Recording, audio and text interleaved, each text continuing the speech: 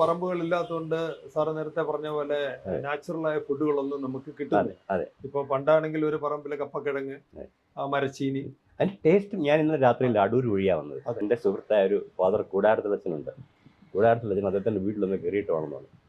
അപ്പം ഞാൻ ഇറങ്ങാൻ നേരത്തെ അവരുടെ മാവ് എന്ന് കുറച്ച് മാങ്ങ പറിച്ചുകൊണ്ട് തന്നു. ഞാനിവിടെ വന്നപ്പം എൻ്റെ ഇവരിവിടെ നമ്മുടെ റോഡിൽ വിൽക്കാൻ വെച്ചിരിക്കുന്ന എൻ്റെ പേര് ഒരു പുതിയ മാങ്ങായി മതി. അപ്പം ഞാൻ ഇന്ന് രാവിലെ കഴിച്ചു. എന്തൊരു സ്വാദെന്ന് പറയും. അടൂരിൽ മരത്തേന്ന് പറിച്ചുകൊണ്ട് മാങ്ങയുടെ ഇങ്ങനെ ഒരു മാവ് ഇവിടെ ഉണ്ടെന്നുണ്ടെങ്കിൽ ഞാൻ ഒരു കടയിൽ നിന്നും വാങ്ങിക്കില്ല.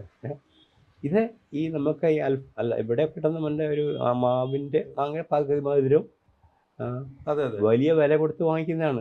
അത് പല രീതിയിലും കൃത്രിമമായി.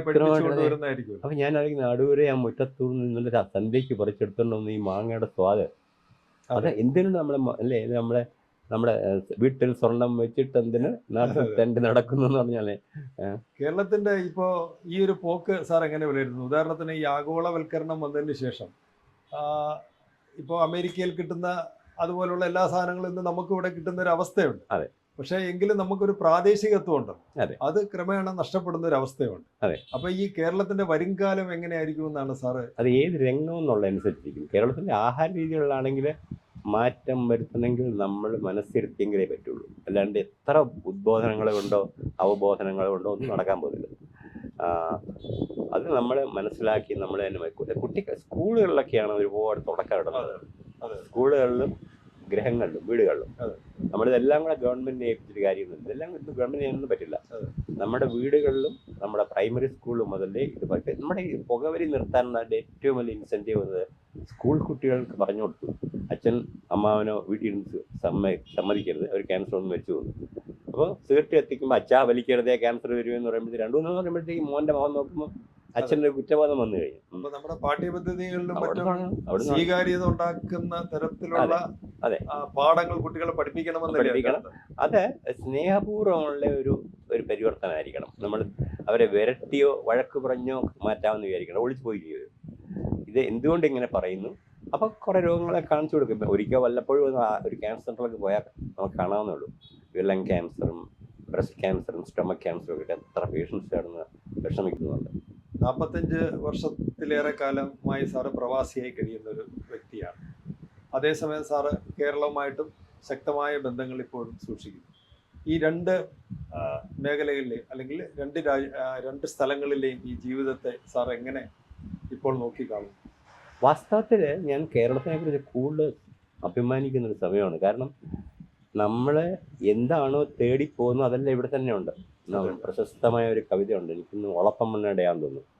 ഒക്കെയും കണ്ടു മടങ്ങുമ്പോഴാണല്ലോ മക്കളെ നമ്മൾ അറിഞ്ഞിടുന്നു, നാടായ നാടൊക്കെ കണ്ടുവന്നാകിലും വീടാണ് ലോകം വലിയ ലോകം. ഇവിടെ ഉള്ളതന്നെ ഇവിടെ ഉണ്ട് നമുക്ക്.